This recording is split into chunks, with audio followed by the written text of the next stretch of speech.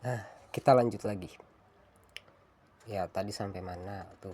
Oh ya, saya nyuruh itu ya baca surat Al-Jasiyah ya. Itulah sekalian baca aja gitu kan. Ya, saya orangnya beginilah, udahlah. Hmm, ya kalau saya rakus gitu materi, masalah materi, ya jujur saya bisa tawarin ide ini ke Amerika cuma buat minta lisensi Windows gitu kok. Gitu loh. Tolonglah saya minta lisensinya kamu gitu. Itu kayaknya sepele kalau misalnya mereka mau turutin gitu dengan tawaran ide ini. Atau kalau enggak saya minta aja gitu. Saya pengen pindah ke sana gitu. Tapi saya punya ide ini aja sebagai bayarannya. Di sana tolonglah urusin saya gitu. Atau mau yang rada agresif gitu loh. Di Amerika ini ya, ya saya punya cara buat menjajah Indonesia gitu loh, dengan kasih solusi buat Indonesia untuk membasmi korupsinya gitu ya, sebagai trade ya, nurutlah sama Amerika ini, atau ya bahkan mereka bisa ya menguasai gitulah ya. Jadi tergantung ide ini saya kasih ke siapa. Saya sih pengen Indonesia yang ambil, tapi ya itu bukan niat saya dan nggak ada buat jalan ke sana pak ya, karena arah saya itu ke Indonesia Emas 2045 daripada ke 2030-nya Pak Prabowo yang bubar dan lain-lain. Jadi tolong Pak, ya kan, ya setelah denger ini berarti tahu kan ya ini saya orangnya gimana. Sayanya masih cinta Indonesia dan bangga jadi warga Cirebon. Jadi tolong jangan diabaikan lah kasarnya. Ya saya minta untuk sementara ini sih, kalau ada warga Cirebon yang perlu sesuatu jangan dipersulit, kalau yang jangan diabaikan, termasuk yang di Indonesia dan yang lagi kerja di luar negeri. Ya kalau tertarik monggo ketemu saya pak. Siapa tahu negara kita nih bisa punya hak veto ya kan. Yang lain sih dapat hak veto itu karena merekanya perang gitu kan, karena katanya kita menang perang nih ya, udah akhirnya mereka punya hak veto.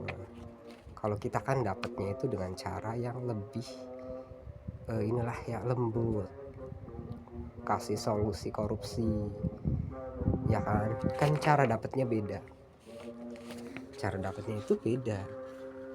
Insya Allah yang ini lebih apa namanya, rahmatan lil alamin gitu ya. Nih ini kenapa TNI atau Polri itu bisa dibilang paling korup, tanpa desas-desus lagi, nggak usah ya, langsung ke intinya aja. Nih kalian tuh tiap ngerekrut anggota tuh selalu ada hukumannya bukan ya? Kalau itu ada denda 10 kali lipat itu yang tadi dibahas tuh. Tapi gimana kalau yang berbuat masalahnya itu kalian? Jadi ini dibuat ya, aturan ini kan internal aja gitu, enggak dibuat sebagai undang-undang. Punten maksudnya gini, kalau kamu takut rugi, terus gimana caranya kalau ternyata kamu yang merugikan ya orang lain gitulah, hukumannya apa buat kamu ini nih TNI Polri nih, maksud saya gitu ya. Rekrutmen denda 10 kali dari kerugian negara gitu kan. Giliran polisinya kenapa-napa, TNI-nya kenapa-napa, yang jujur-jujur ini dijadiin korbannya. Itu tolong ada tuh orang yang anak orang ya TNI yang punya anak TNI lagi, anaknya itu dianiaya sampai dia tuh desperate banget loh. Desperate aja sampai datang ke rumah sakit yang katanya, Pak, tolong otopsi jasad badan anak saya. Kasihan, maksudnya kasihan pisan itu asli. Tapi si bapak ini ya punten, semoga sekarang udah ikhlas ya pak, semoga otopsinya itu enggak dituruti. Karena mohon maaf, kalau misalnya otopsinya itu dituruti, jasadnya bisa lebih hancur lagi pak, kasihan anak bapak. Ya sekarang sih semoga ya bapaknya udah nggak kenapa-kenapa ya pak. Sayanya jujur nangis waktu itu. itulah ya kenapa TNI sama Polri yang rada korup tuh, tapi kok enggak ditembus jadi undang-undang yang paten gitu. Ya ini makanya saya perlu pajak untuk hukuman koruptor. Punten aja ya. Jadi gini loh, salah satu ambisi saya juga. Dulu itu saya punya cita-cita jadi astronot. Tapi ternyata sampai sekarang nggak ada astronot Indonesia tuh, nggak ada. Ada sih katanya yang mau coba cuma gagal ya, entah gagalnya di mana saya lupa jujur. Sekarang itu dia potensi jadi presiden ya, itu lebih gampang buat saya. Ya barangkali saya emang jalannya ke presiden gitu ya, wallahu alam. Rakyatnya setuju enggak gitu. Berarti di sini kan kapasitas saya ini sudah bisa mengganti posisi Bapak sekarang. Kalau rakyatnya setuju dukung saya, ini cara jadi presiden gratis. Yang saya tawarkan itu ilmu. Tapi orang ributnya seolah yang mau saya tawarkan itu uang.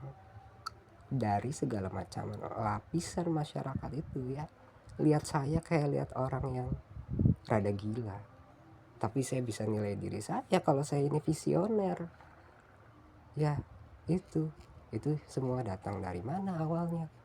Ibu saya dong, Novi Norita Rohmi itu. Jadi kalau ada orang mau kasih kredit, Novi Norita Rohmi ini orangnya, ibu saya. Saya sih nggak punya bapak saya pak. Jadi gimana ya? Udah dulu kali ya. Udah dulu, nanti saya bakalan bikin video lainnya yang berkaitan dengan ini. Tadinya sih ya caranya itu gimana ya, cara jadi kades gratis tanpa beli suara masyarakat. Sekarang saya naikkan cara partai politik itu bisa ambil suara rakyat ya, tanpa kasih uang. Kalau ada partai yang tertarik boleh, karena sayanya jujur kalau ke arah jadi presiden tuh nggak tahu deh sanggup enggak, maksudnya gerak-geraknya itu dengerin orangnya. Karena rata-rata orang yang nanti saya ketika punya solusi diterapkan itu masih ngeyel, nggak percaya, walaupun dia menurut merekanya itu oh nggak bisa, karena dianya sudah inilah ya, menilai saya duluan. Ya kiranya saya nggak mampu mungkin, padahal dicoba aja belum. Udahlah itu dulu ya, saya pamit. Ini nggak ada niat buruk, sumpah demi kebaikan banyak orang. Ya udah gitu aja. Wassalamualaikum warahmatullahi wabarakatuh.